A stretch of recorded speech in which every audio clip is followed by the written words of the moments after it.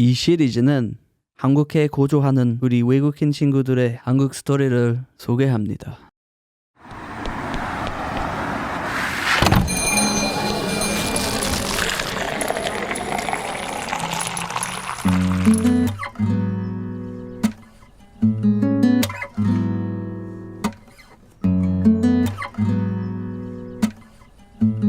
We've just done your favourite Korean food, which is kamjatang, which was amazing. And today I wanted to talk to you a bit about your story. How does someone from Australia end up in Korea?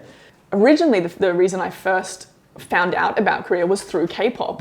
So like I get kind of sad when like K-pop fans get a bad rap because I'm like, I think, you know, for a lot of people, you know, K-pop has been a doorway. It was when I was in high school, so I must have been like 15 or 16. A friend actually gave me a CD with a bunch of songs on it and like music videos.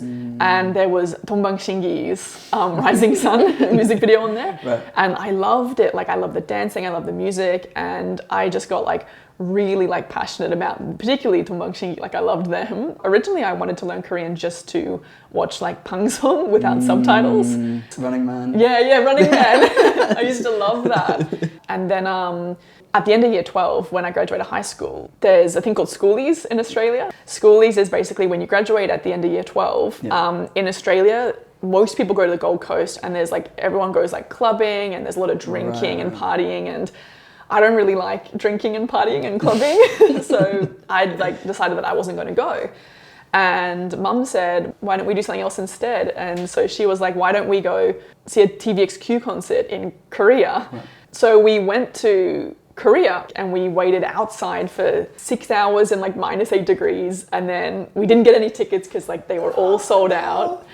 Yeah, and then so we went back the next day. Wow. And we waited again and we got tickets and they were like right at the back, but we had such a good time. And that trip, we were in Korea for about 2 weeks. Yeah, we both loved it, and that's when I really fell in love with the food. Like, I was like, oh my goodness, like this is amazing. How have I been living without all this stuff before? Like, Sure. I started university and I started learning Korean at university. Wow. And then, you know, I came back on holidays. I went on exchange to Yonsei University for half a year. Cool. And then, then I started the YouTube, and that's kind of like how I ended up here. It's long story short, I think. That's a really like long story short, because you're just saying you're a YouTuber, right? So that's how I got to know you. Yeah, that is. How did you end up doing YouTube?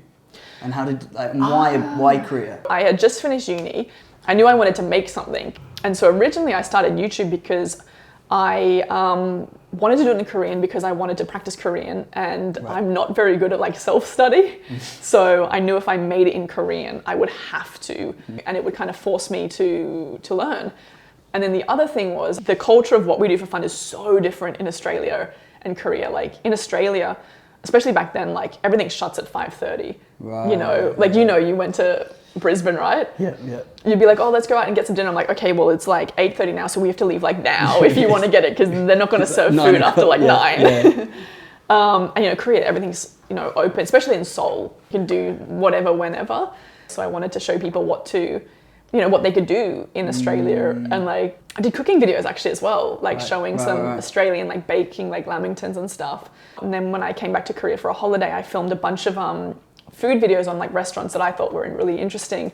And I did like a series called like Tteokbokki Mokja, because I love tteokbokki. And that actually did quite well. And so then from there, I started to, my content sort of moved it from baking into more like finding cool restaurants and Korean food, and then also sometimes doing like a bit of Australian culture, and it kind of evolved into what it is now, I guess. Wow. Which is, it was crazy to think that it's gone on this long. Like I think... How long? 7 or 8 years, I think. Yeah, it's a long... I think I started in like 2014, maybe. Wow. Yeah. 2014. That's a long time. What would you say is your favourite moment filming? Like for you, like that's easy. Yeah. Oh, really? Super easy. Tiny's nodding his head off. He knows what I'm going to say. That was when I filmed with Netflix, and I got to interview Yu Jae Suk. So many celebrities that I've been watching for so long that I was just like, oh my goodness. And so I had memorized the script of what I can ask them. I prepared so much for that, and I was so worried I would sit there in front of Yu Jae Suk and then just forget all my Korean. Like I was like shaking, and he was like so nice. And we only got like 8 minutes in the room. And after we finished filming, he actually like walked past the room where we were all waiting, and there was big glass windows, and he like made a special thing to like come over to us and like wave to us all and be like, you know, good job. And it was really nice. Like he didn't have to do that. Like he could just be on his way, but he actually went out of his way to go like say hi to all the interviewers. But I was like, I just like, when I started YouTube, I never would have thought I would have been able to like breathe the same air as like Yu Jae Suk. Like it was, yeah. So that was definitely my, oh my goodness, Wow. how did I get here? Like, Yeah. What? What? That's just what I just. What a journey, right? It's like, what's next for you? Like, what's like your life and career? I feel like I've never been able to say like long term, I'm going to be in Korea because I don't know, you know, where my next visa is, you know, coming from, because visa rules change all the time. But for the time being, definitely in Korea. I've got a visa now. We're good. Yeah, for the time being, it's definitely going to be making content here. I love sharing like anything, you know, tourism and food related. And then I'm going to start working on my English channel a lot more, because that's something that I've been wanting to do for so long, and it always, it gets shelved.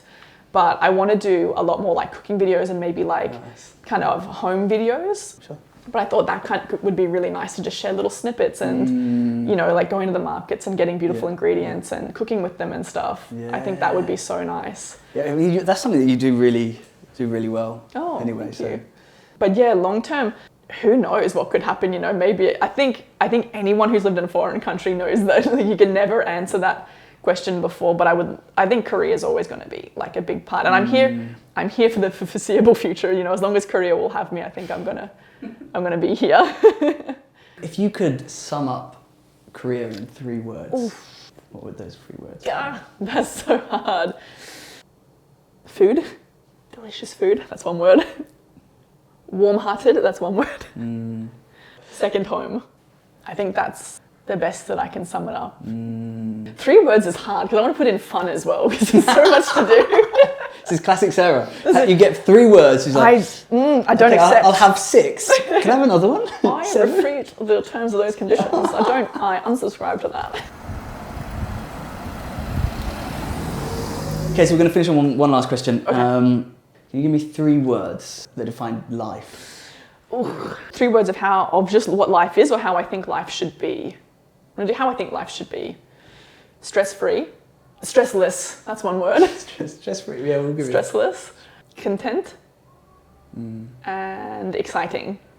These days, particularly what I'm trying to focus on is not stressing over the little things. Yeah, and I want to be happy in what I have. I think a lot of people, and I've always been like this, is you're always going for goals, and particularly with YouTube, you're always going for like a number or whatever, and you're always going for goals, but then you get there and then there's a new number. You can always be better, that you can always do more, and I want to be happy with what I have now, because it's a lot. That doesn't mean you can't strive for stuff, but I want to be content and appreciate what I have when I have it, because sometimes time passes and you didn't know you were in the good days when you were in them. So yeah, that's what I think. That's my theory. I don't know if it's dumb or not. Oh, it's great. I feel like it's very, very human, very wise. Yeah, I feel like it's like contentment's something you learn. Yes. Because everything else tells you, and I think failure and success. Yes. And it's just like neither of those are contentment, in my opinion, because success is relative. It's and relative, failure is also yeah. relative. It's great. Thank you. Got a little bit 3 words open up this kind of can of worms. Yeah. But 3 worms. we'll, 3 worms. 3 worms. Can I have 3 worms on life? You may have 3 worms. 대구에서 살고 있는데 서울에서 순대국 먹기 시작했단 말이에요. 진짜 너무 맛있었고 그래서 항상 순대국 먹고 싶을 때마다 대구 떠나서 서울까지 와서 먹어요. 그러면 진짜? 야.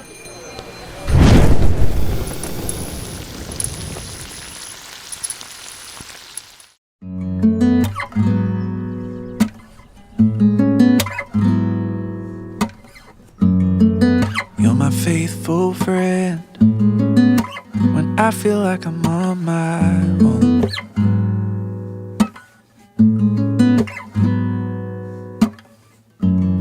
But you remind my heart it's darkest right before the dawn.